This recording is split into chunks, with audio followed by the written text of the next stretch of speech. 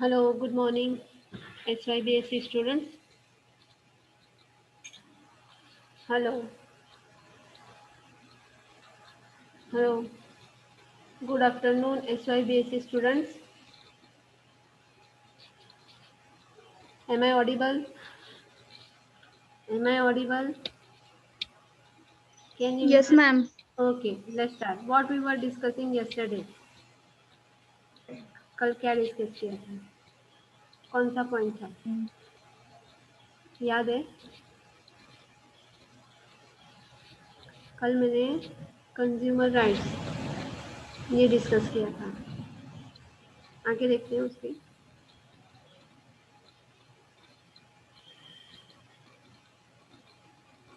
ये मैंने कल डिस्कस किया था कंज्यूमर राइट्स. ये देखिए टाइप्स ऑफ कंज्यूमर राइट्स. ये कल मैंने डिस्कस किया था.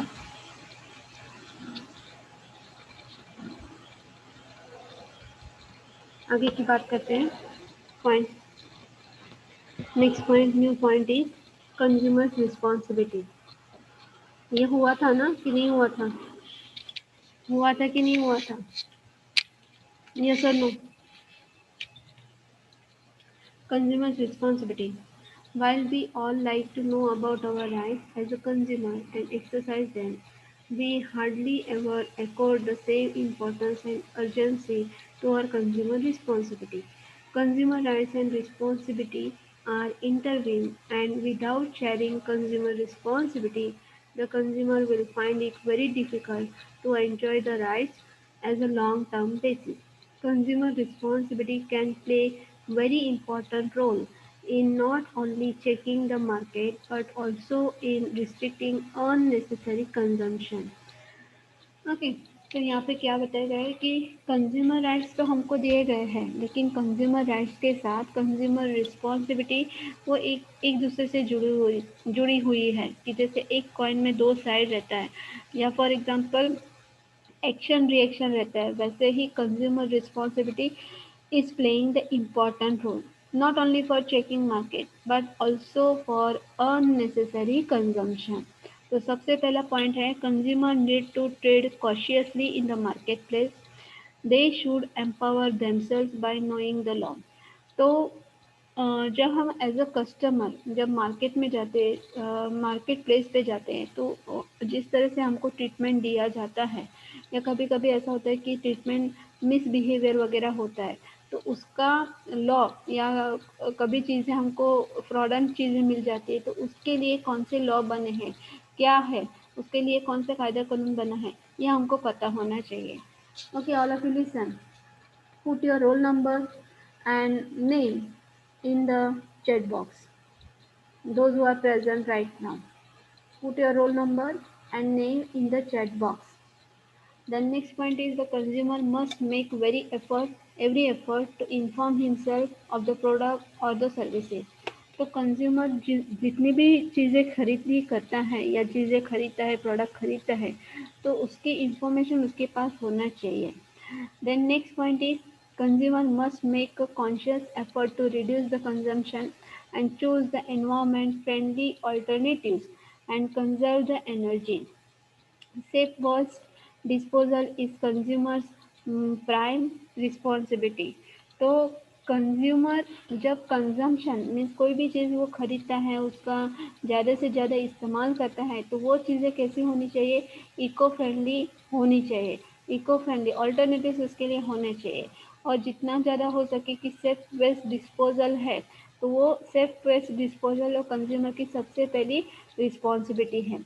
कि फॉर एग्जांपल जैसे हिंदू माइथोलॉजी में गणेश फेस्टिवल सेलिब्रेट किया जाता है, तो उसकी जो मूर्ति बनाई जाती है, तो आजकल ये ट्रेंड ज़्यादा निकला है कि उसको इको फ्रेंडली गणपति बनाए जाए या इको फ्रेंडली दुर्गा की मूर्ति बनाई जाए जिसका डिस्पोजल जल्दी से जल्दी हो सके. नहीं तो इस बार क्या होता है कि उसका विसर्जन तो किया जाता है, लेकिन कुछ पार्ट्स हमको दरिया के किनारे या नदी के किनारे उसके दिखाई देते हैं. तो एक हिसाब से हम बोलते हैं कि उसका अपमान भी होता है, और ऐसा बोलते हैं कि जो प्रोडक्ट जो मैन्युफैक्चरर है, जो प्रोडक्ट है उसका वो इको फ्रेंडली नहीं है, जिसका डिस्पोजल होने में टाइम लगता है. समझ में आ रहा है? Do you understand? Do you understand? Yes or no? Do you understand? Yes or no? Do you understand? At least I'm asking, reply Yes, me. ma'am. If you don't understand, you can ask me. The next point is the 4 R's of consumption. R का मतलब क्या है? तो सबसे पहले R means reduce, then recycle, refuse and reuse are not just the consumer's prerogative but also his consumer's responsibility. तो जब हम रिस्पॉन्सिबिलिटी की बात करते हैं तो रिड्यूस उसको कम करना चाहिए, रिसाइकल उसको किस तरह से वापस हम इस्तेमाल कर सकते हैं, ये रिफ्यूज़ कर सकते हैं और इसका वापस कैसे और अच्छी तरीके से उसका इस्तेमाल कर सकते हैं, ये हमारी रिस्पॉन्सिबिलिटी है। It is also consumers responsibility to endorse, support and encourage the use of safer and eco friendly product. तो सबसे ज़्यादा यहाँ पे जब हम रिस्पॉन्सिबिलिटी की बात करते हैं तो वो प्रोडक्ट ऐसे होने चाहिए कि इको फ्रेंडली होने चाहिए, वो सबसे पहला हमारा पॉइंट है। Then consumer movement needs active participation of consumer to lobby with government pressure the market to deliver the better quality and to support the consumer right campaign. Okay, अभी ये consumer responsibility समझते समझते आपको bore हो गया, तो अभी मैं दूसरा एक एग्जांपल देती हूँ कि फॉर एग्जांपल आप अपने फ्रेंड्स के साथ जाते हैं, मार्केट में जाते हैं, यस और नो? जाते हैं, यस और नो? Yes, ma'am. जाते, ओके। लेकिन कभी आप लिस्ट बना के जाते कि मुझे ये खरीदी करना है, आपको जो जो चीज़ें लेनी है, जो प्रोडक्ट्स लेना है, उसका आपने लिस्ट बनाया है कभी? वो लिस्ट बनाते हैं कभी, प्रिपरेशन जो लिस्ट बनाते हैं उसकी कि मुझे क्या खरीदी करना है, वो लिस्ट बनाते हैं।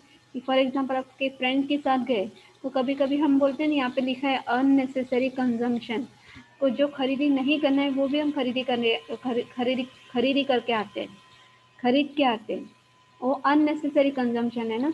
यस और नो? अननेसेसरी है कि नहीं? रिफ्यूज़ नहीं करते हम लोग उसको, रिफ्यूज़ Yes, नहीं करते हैं, ma'am. हाँ। कि फॉर एग्जांपल आप लेने गए हैं एक ड्रेस मटेरियल और आपके फ्रेंड के साथ आप जा रहे हैं, आप एक ही एज के हैं, सभी साथ घूमने जा रहे हैं, लेकिन उसके साथ एक के अलावा 2 या 3 प्रोडक्ट्स आप लेके आते हैं या 2 या 3 ड्रेस मटेरियल लेके आते हैं, वो अननेसेसरी के जो ऊपर के 2 हैं, तो अननेसेसरी कंजम्पशन हुआ।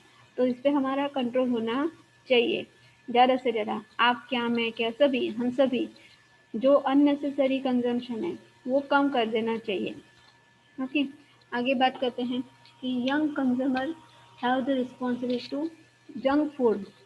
फॉर एक्झाम्पल बाजार में जाते हैं तो फक्त आपण नुसतं काही फिरायला जात नाही, अकेले के घूमने नहीं जाते हैं, बाहर खाना खा के भी आते हैं और ज़्यादा से ज़्यादा हम जंक फूड खाते हैं यंगस्टर्स, तो उसको अवॉइड करना चाहिए। Be active in the environment conservation activities, जैसे हम बरसों से पढ़ते आ रहे हैं, ज़्यादा से ज़्यादा पेड़ लगाना चाहिए। फॉर एग्जांपल आपने कुछ लोगों को रास्ते में जाते जाते, चलते चलते खाते हुए देखा होगा। ओके, इट लुक्स शैबी, जितना खाते हैं वेपर्स वगैरह खाते हैं, पेपर कहाँ पे डालते हैं? रोड पे ही डालते हैं ना, रोड साइड, रोड की साइड में डाल के चले जाते हैं, तो उससे क्या होती है, गंदगी फैलती है। तो ये हमको गंदगी ना फैले उसका ज़्यादा से ज़्यादा ध्यान रखना चाहिए। Stop the use of fire crackers and other polluting agents, तो जो एजेंट्स या जो हो प्रोडक्ट एनवायरनमेंट को नुकसान करें, हार्मफुल हो, हैज़ार्डस हो, उसका इस्तेमाल ही नहीं करना चाहिए। देन सेव द पेपर, अब ये मुझे अलग से बताने की ज़रूरत नहीं है। For example save the paper, और क्या करना चाहिए? Okay, next point is early consumer protection laws in India. तो इंडिया में कंज्यूमर राइट्स की जब बात की जाती है तो उससे रिलेटेड कौन से कायदे कानून बनाए गए हैं, ये हम अभी आगे देखने वाले हैं। Although the US President John F. Kennedy Bill of Consumer Rights was a landmark event, the consumer protection laws were passed in India much before. The British introduced several legislation that aimed at protecting consumer rights. तो जब ये John F Kennedy जो consumer rights के हम president रह चुके हैं, उन्होंने कंज्यूमर राइट ये वर्ड दिया था, लेकिन उसके पहले ही इंडिया में ये कुछ लेगिस्लेशन पास हुए थे। तो अभी हम देखने वाले कौन से वाले हैं। Now we will see the list of the laws protecting consumer interest. Law pass during the British period were the सबसे पहले आता है Indian penal code 1860। Then next is Indian the Indian Contract Act 1872. Then Sale of the Goods Act 1930, the Agricultural Produce Act 1937, Drugs and Cosmetic Act 1940, and after independence, several other laws were passed by the Indian Parliament. कि ये सब act सबसे पहले ये जब consumer right या John F Kennedy ने ये जो कंज्यूमर राइट ये इवेंट दिया था उसके पहले हमारे इंडिया में पास हो चुके हैं। तो ये एक्ट किस लिए किस वजह से बने गए वो हम देखने वाले हैं। ओके, अभी हम एक बात बताएं कि यहाँ पे मुझे पार्टिसिपेंट 17 दिखाई देते हैं और चैट में 20 दिखाई देते हैं। कौन है भाई, कौन है? अपना रोल नंबर नाम जरूर डालिए। जो भी प्रेजेंट है, किसी का रहना नहीं चाहिए। आगे हम आगे की बात करते हैं। Next,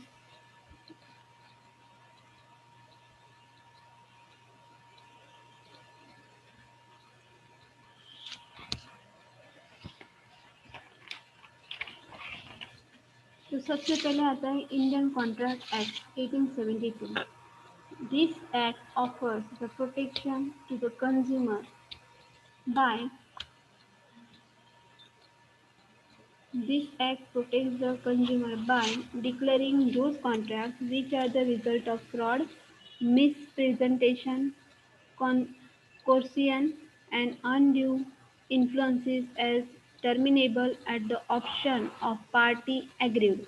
Besides, the damage can also be claimed. तो ये एक्ट क्यों बनाया गया है कि ये एक्ट इसलिए बनाया गया है कि जो कस्टमर के साथ जो कस्टमर चीज़ें खरीदता है उनके साथ कभी कभी फ्रॉड किया जाता है, मिस रिप्रेजेंटेशन किया जाता है, कोर्शियन किया जाता है, मिस चीटिंग किया जाता है। कभी कभी टर्मिनेबल ऑप्शन आपको चेंज करके आपको दूसरा ऑप्शन दिया जाता है, तो वो और दूसरा हो जो डैमेज हो प्रोडक्ट उसके लिए आप क्लेम कर सकते हैं, तो उसके आपको फेवर होना चाहिए एज अ कंज्यूमर। इसकी वजह से इंडियन कॉन्ट्रैक्ट एक्ट 1872 ये बनाया गया है। समझा? समझा? यस और नो? समझा? Yes, ma'am. ओके, दूसरा है the sale of goods act 1930 protects the consumer by subjecting every contract of the sale and purchase of the good to certain conditions and warranties. Sale by the person not having the clear title entitles the buyer to full the refund of the price. Buyer is also protected by the latent defects in the goods, rendering the unmerchantable. Likewise, goods are not corresponding to the sample can be returned. Okay, तो ये इसलिए बनाएंगे कि for example कि आपको जो हर चीज़ हम लोग खरीदते हैं तो उसका रिफंड मिलना चाहिए या आपकी एक्सपेक्टेशन होता है। ओके, फॉर एग्जांपल अगर चीज़ डैमेज हो तो उसका रिफंड आपको मिलता है, पर वो कैसे? हर चीज़ आपको वारंटी में मिलती है? हर चीज़ हम वारंटी में लेते हैं क्या एज अ कंज्यूमर? हर चीज़ वारंटी में लेते हैं क्या? बताइए मुझे, यस और नो? हर चीज़ हम वारंटी में लेते हैं? वारंटी गारंटी वाली होती है? आप इंटरेक्ट क्यों नहीं करते हैं? लेते हैं? हर चीज़ वारंटी वाली होती है क्या? वारंटी गारंटी वाली होती है क्या? फॉर एग्जांपल हम फूड और ग्रेन्स की बात करें, ओके, राशन की दुकान की बात करें, वहाँ से खरीदा हुआ माल कि फॉर एग्जांपल आपने कुछ लिए हैं, ग्रेन्स लिए हैं आपने, तो उसकी वारंटी 5 साल तक होगी? 5 साल तक होगी? यस और नो? 5 साल तक होगी? हाँ या ना? आपने फूड और ग्रेन्स जो राशन की दुकान से हम सामान खरीदी करते हैं उसकी 5 साल की गारंटी होगी? अगर आपने कुछ दाल वगैरह लिए हैं, ओके, सीरियल्स लिए हैं, तो उसकी 5 साल की गारंटी होगी? नहीं ना? ज़्यादा से ज़्यादा कितना यूज़ कर सकते हैं, इस्तेमाल कर सकते हैं हम लोग? कितना इस्तेमाल कर सकते हैं? हुँ? ज़्यादा से ज़्यादा हम कितना इस्तेमाल कर सकते हैं? कितना इस्तेमाल कर सकते हैं हम लोग?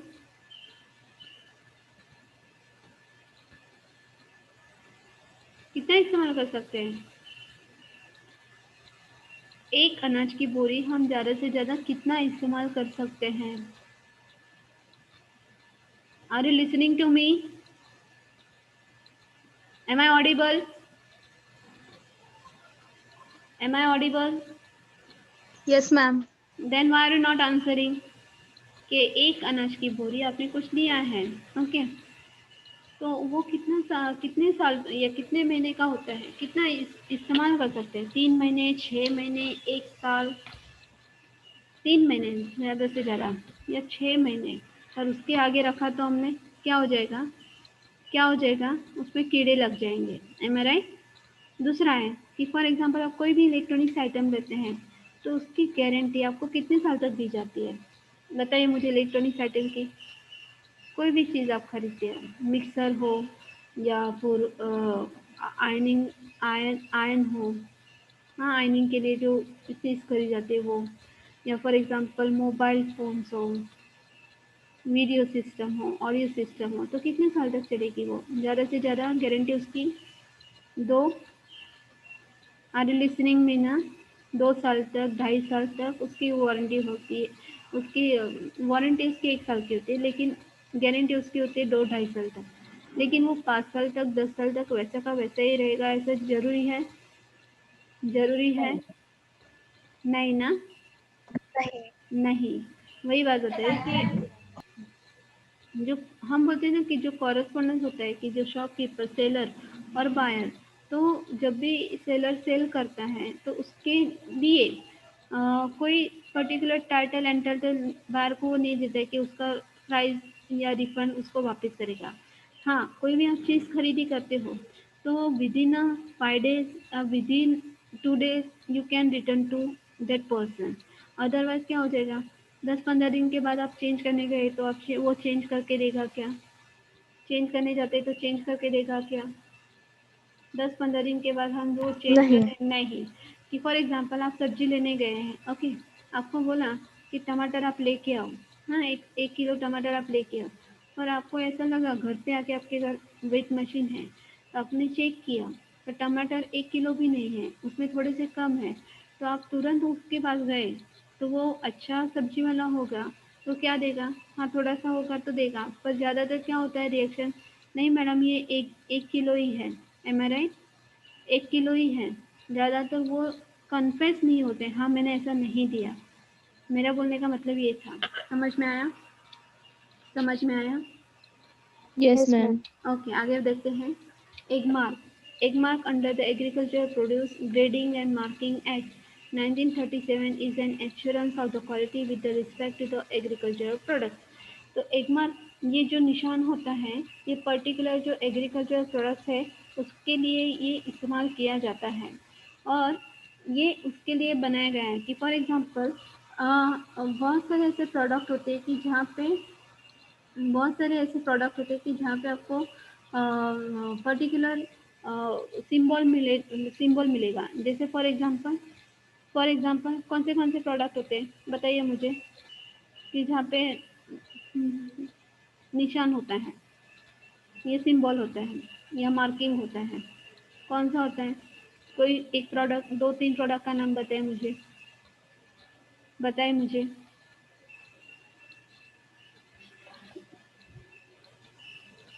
बताइए कौन सा प्रोडक्ट होता है? ऐसे बहुत सारे प्रोडक्ट होते हैं कि जहाँ पे मार्किंग होता है, तो उसकी प्रोडक्ट के हिसाब से हमें समझ में आ जाता है कि हाँ ये इस कंपनी का है, या विथ रिस्पेक्ट मीन्स ट्रस्ट वर्दी है, ऐसा। The next point is Drugs and Cosmetic Act 1940 aims at protecting consumer by regulating the manufacturing, import, sale and innovation in the pharmaceutical, drugs and cosmetics. It prohibits the import, manufacture, sales of hazard and misbranded and adulterated and spurious drugs and the cosmetic. तो जब हम drugs और cosmetic की बात करते हैं तो cosmetic हम हर लेडीज इस्तेमाल करते हैं ना, यस और नो, यस और नो, हाँ या ना। Yes, ma'am. ओके, हम पार्लर में जब जाते हैं तो हम ये देखते हैं कि वो कौन सी कंपनी का है, ये शायद देखते होंगे, शायद ये तो हम देखते हैं, लेकिन whether it is suitable to me और नॉट, यस और नो, ये हमको पता नहीं होता है। M I right, M I right. Yes, ma'am. हाँ, कॉस्मेटिक जब हम खरीदने जाते हैं कोई भी, आप ये मार्क कीजिए कि जब आप पार्लर में जाते हैं और जब हम कॉस्मेटिक की दुकान में जाते हैं तो आपको आपने ये बोल दिया कि मुझे ये प्रॉब्लम है, हाँ, मेरा हेयर फॉल हो रहा है या मुझे डैंड्रफ आ रहे हैं या फॉर एग्जांपल जो मेरी स्किन है उसको प्रॉब्लम है, तो वो तो बेचने के लिए ही बैठा है, बेचने के लिए ही बैठा है, पर वो मेरे लिए सुटेबल है कि नहीं, वो मेरे बल सुटेबल है कि नहीं, वो मेरी स्किन से सुटेबल है कि नहीं, क्योंकि बाजार में तो नंबर ऑफ प्रोडक्ट्स आते हैं, नंबर ऑफ फेस वॉश आती हैं, नंबर ऑफ मॉइस्चर क्रीम्स आती है, लेकिन हर एक को हम लेते हैं, हर एक अलग अलग इस्तेमाल करते हैं या कोई एक ही इस्तेमाल करते हैं, कुछ लोग अलग अलग इस्तेमाल करते हैं और कुछ लोग क्या करते हैं, stick to one, stick to one, हाँ, कोई एक ही चीज़ लेनी है जो मुझे सुटेबल हो।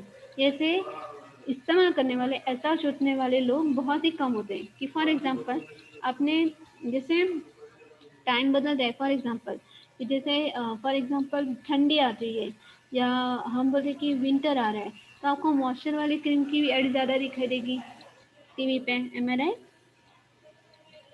एम आई राइट, यस और नो। Yes, ma'am. ओके, जब समर आता है तो आपको ज़्यादातर किसकी ऐड दिखाई देती है टीवी पे, ज़्यादा कौन सी चीज़ का एडवर्टाइजमेंट ज़्यादा होता है समर में, कौन सी चीज़ों का होता है advertisement, cloth, cotton cloth, am I right, cotton cloth, fan, cooler, refrigerator, air condition, इसकी ऐड ज़्यादा दिखाई देती है ना, यस और नो, यस और नो, Yes. हाँ उसका। आप इतना Yes, ma'am. दूसरा है जब हम बोलते हैं कि रेनी सीजन आता है तो उसकी एड में हमको ज़्यादातर रेन कोट, अम्ब्रेला, इसके एड ज़्यादा दिखाई देते हैं, means related to season. Okay, related to season हमको ये एड दिखाया जाता है, रिलेटेड टू सीजन हमको ये एडवर्टाइजमेंट दिखाई, क्योंकि कंज्यूमर बढ़ना चाहिए, एडवर्टाइजिंग कंज्यूमर का रिलेशन है, ज़्यादा से ज़्यादा जितना एडवर्टाइजमेंट होगा उतना कंज्यूमर बढ़ेगा, जितना कंज्यूमर अवेयर होंगे। ओके, कि फॉर एग्जांपल आपको कभी ऐसा एक्सपीरियंस हुआ है कि आप कभी पार्लर में गए, उसने कोई पुराना प्रोडक्ट दे दिया आपको और आपके उसका रिएक्शन आपकी स्किन पे अलग हो गया, ऐसा हुआ है, ऐसा हुआ है, कभी कभी होता है ऐसा कि पुराना प्रोडक्ट है, उसने उसने बेचने के लिए रखा है और आपको थमा दिया और उसका रिएक्शन आपकी स्किन पे कुछ अलग ही दिख रहा है, होता है कि नहीं होता है, होता है ना, होता है ना। Yes. एक ही लड़की को पढ़ाया, बाकी के 20 बच्चे किधर है, बाकी के 20 जन, हाँ, यस और नो, एक ही जन बोल रहा है, बाकी किधर है, बाकी के किधर है सब बच्चे। ओके, आगे की बात करते हैं, next point, prevention of food Adulteration Act 1954 is designed to eradicate the evil of food adulteration to ensure the purity in the articles of the food. Okay, कि जो जितना फूड हमारी थाली में जितना भी भोजन आता है उसको सबसे पहले आपने ओके, उसको सबसे पहले उसको जांचा जाता है, उसको चेक किया जाता है कि कोई प्रॉब्लम नहीं है ना, या उसमें कुछ इंग्रेडिएंट्स, या हम बोलते इंग्रेडिएंट्स तो नहीं बोल सकते, लेकिन वो उसकी जो गुणवत्ता है, उसकी जो क्वालिटी है वो सही है या नहीं है, क्योंकि फॉर एग्जांपल जैसे मोस्ट प्रोबेबली हाउस वाइफ जो होती है ना, आपकी मम्मी को ज़्यादा पता होगा कि जो हम बोलते हैं बाजरा, ज्वारा वगैरह, ये जो ग्रेन्स है, तो उसका क्वालिटी आपको जब आप मार्केट में जाते हैं ना तो उसका क्वालिटी आपको हर एक जगह अलग अलग दिखाई देता है, क्योंकि जितना बड़ा साइज रहता है ना उतना थोड़ा सा दाम भी बड़ा होता है, जैसे हम चावल खाते हैं तो चावल में भी हर एक प्रकार के चावल आते हैं। फॉर एग्जांपल उसका उसका भी दाम अलग अलग रहता है। गेहूँ होते हैं उसका भी दाम अलग अलग रहता है। कि फॉर एग्जांपल आपने लो क्वालिटी का गेहूँ लिया है तो लो क्वालिटी का जब हम गेहूँ इस्तेमाल करते हैं उसका आटा जब भूनते हैं तो वो पूरा मीन्स रोटी ठीक से नहीं पक पाती। या फॉर एग्जांपल जो हम रेडीमेड रोटी होटल में से लेते हैं तो उसमें ज़्यादातर आपको पता ही है रेडीमेड जब हम आटा लेते हैं तो उसमें ज़्यादा से ज़्यादा मैदा मिक्स किया जाता है जिसकी वजह से रोटी ठीक से नहीं बन पाती। ये आपको पता होना चाहिए। पर ये इसको चेक करने के लिए मीन्स जो हम बोलते हैं कि फॉर एग्जांपल जो फूड है उसको कस्टमर के घर तक पहुंचने से पहले उसको ठीक से जांचा जाता है। तो इसके लिए एक्ट बनाया गया है कि the prevention of the food adulteration act 1954। The next point is the Essential Commodities Act 1955. For example, empowers the central government to regulate the production, supply, distribution, storage, transport, price, etc. of essential commodities.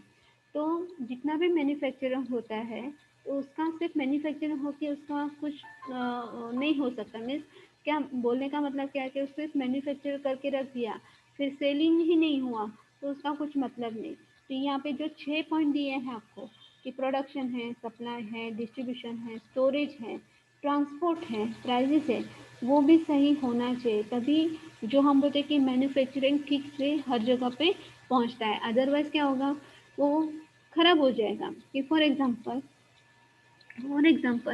जैसे हम vegetables की बात करें तो vegetables आपको शायद ये पता होगा अपने मार्केट में आप जाते होंगे तो जब वेजिटेबल्स ट्रांसपोर्ट में से उतारा जाता है तो आपको पता होगा ना किस तरह से उतारते हैं।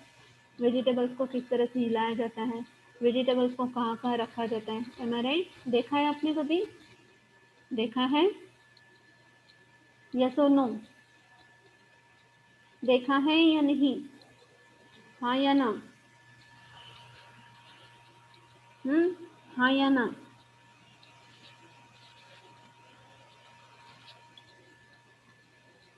M I audible? Yes, ma'am. Yes, ma'am. जब सब्जियां Yes, उतारी ma'am. जाती है ट्रांसपोर्ट में से तो आपने देखा है किस तरह से उतारी जाती है उसको? किस तरह से उतारा जाता है?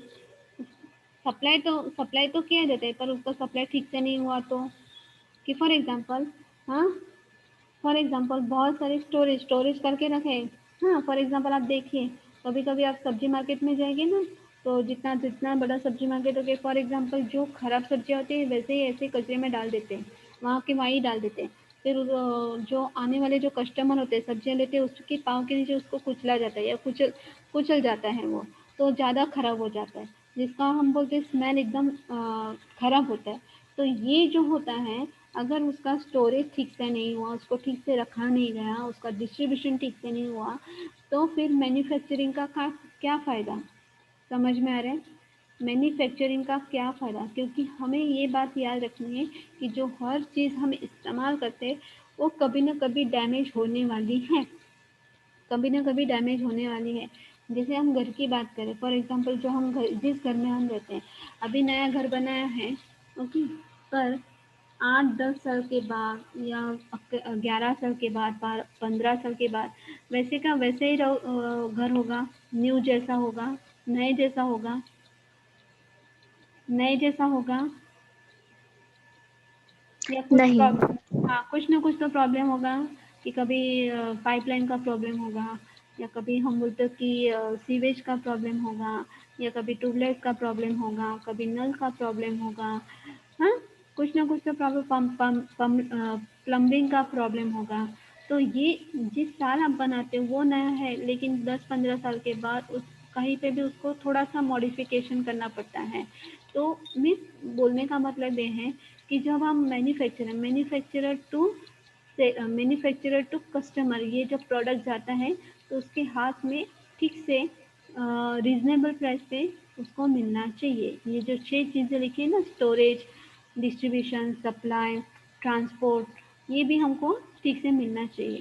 ओके आगे की बात करते हैं। The trade and merchandise marks act 1958 offers the protection to consumer by preventing use of fraudulent marks। तो ये किस लिए बनाया गया है ये एक्ट? 1958 में बनाया गया है कि जो कस्टमर को ज़्यादा से ज़्यादा, हम बोलते हैं कि फ्रॉडलेंट केसेस होते हैं ना, फ्रॉडलेंट केसेस में कि फॉर एग्जांपल आपको बताया कुछ है और आपने पाया कुछ और है। कि फॉर एग्जांपल ज़्यादातर ये हम ज़्यादातर जब हम ऑनलाइन चीज़ें खरीदी करते हैं या जब पहले ऑनलाइन नहीं था तब भी, कि फॉर एग्जांपल ज़्यादातर फूड ग्रेन्स में ऐसा होता है। और हम जब हर एक चीज़ में हो सकता है, ऐसा ज़रूरी नहीं कि सिर्फ फूड ग्रेन्स में ही होता है। आपको उसकी परख होनी चाहिए कि जब हम चीज़ें लेते हैं तो उसकी परख आपको होनी चाहिए। ओके। दूसरा बात है कि ये केसेस कब दिखा है हमको ज़्यादा, कि फॉर एग्जांपल आपने कुछ ऑर्डर किया है ओके ऑनलाइन, पर आपके पास जब वो चीज़ आती है, दिखने में वो बड़ा है, ऑनलाइन वो बड़ा दिख रहा है, पर आपको जो आपके पास जब आता है तो उसका साइज़ छोटा है, तो वो क्या हुआ, वो डैमेज है, तो वो क्या हुआ, फ्रॉडलेंट केस हुआ ना। वो डैमेज हुआ तो क्या हुआ, फ्रॉडलेंट केस हुआ ना। यस और नो, Yes, ma'am. फ्रॉडलेंट हुआ। Okay. Then next point is MRTP has since 1984 acquired the status of consumer protection legislation. In the interest of consumer, it seeks to check the monopolies, the monopolistic trade practices, restrictive trade practices, unfair trade practices. तो MRTP act इसलिए बनाया गया है कि जो consumer है उसको ज़्यादा से ज़्यादा कायदे की ओर से उसको प्रोटेक्शन मिल सके, कि ज़्यादातर कंज्यूमर को ये मोनोपोलीज होती है ना, जो मोनोपोलीज ट्रेड प्रैक्टिसेस होती है या रिस्ट्रिक्टिव ट्रेड प्रैक्टिसेस होती है या हम बोलते हैं अनफेयर ट्रेड प्रैक्टिसेस होते हैं, उसके बारे में कुछ भी नहीं पता होता, कुछ भी पता नहीं था। तो ज़्यादा से ज़्यादा कस्टमर को प्रोटेक्शन मिले, MRTP मिले, उसकी वजह से एक्ट बनाया गया है। Then standard of weights and measure act 1985 aims at introducing the standards in the relation to the weights and measures used in the trade and commerce. तो वेट, तो वजन के हिसाब से, और उसका हम बोलते हैं कि मेजर, जब नाप लिया जाता है तो वो सही है या नहीं है, उसके लिए एक्ट बनाया गया है। कि जैसे मैंने अभी आपको एक एग्जांपल दिया टमाटर का, 1 किलो टमाटर है लेकिन आपको घर पे जाके पता है कि 1 किलो में भी कम है, तो वो कन्फेस नहीं करेगा। ओके। तो वेट और मेजर वो सही होना चाहिए, ट्रेड प्रैक्टिसेस में, कॉमर्स प्रैक्टिसेस में वो सही होना चाहिए, इसके लिए ये एक्ट बनाया गया है। देन लास्ट वाला, the latest addition to the list of the legislation is the Competition Act 2000. The regulatory authority called Competition Commission was established for the implementation of the Competition Act. As a result, Monopolies and Restrictive Trade Practices Act 1969 has been repealed. The Competition Act is comprehensive legislation which deals with the matter of competition and monopolies. तो जब market में रहना है तो competition healthy होना चाहिए, ना कि अनहेल्दी होना चाहिए। उसकी वजह से कि फॉर एग्जांपल अगर मार्केट में कोई चीज़ें, नई नई चीज़ें लॉन्च होती है, तो उसको बेटर क्वालिटी, बेस्ट प्रोडक्ट, उसको ज़्यादा से ज़्यादा कस्टमर खरीदे। हर एक कंपनी का एक ड्रीम होता है, लेकिन उस ड्रीम को जीने के लिए कंपनी को इस हिसाब से वो प्रोडक्ट भी रखना चाहिए, रीज़नेबल रेट रखना चाहिए, जिसकी वजह से ज़्यादा कस्टमर सेटिस्फाइड हो, उनकी मोनोपोली बनी रहे और कंपटीशन भी मार्केट में बना रहे। इसकी वजह से ये कंपटीशन एक्ट 2002 में ये बनाया गया है। समझ में आ रहा है? Do you understand?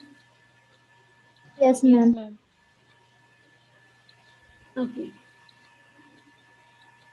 So we can stop here. सबने नंबर डाला है? सबने नंबर डाला है? यस और Yes, ma'am. Yes, ma'am. नाम, रोल नंबर डाला है ना?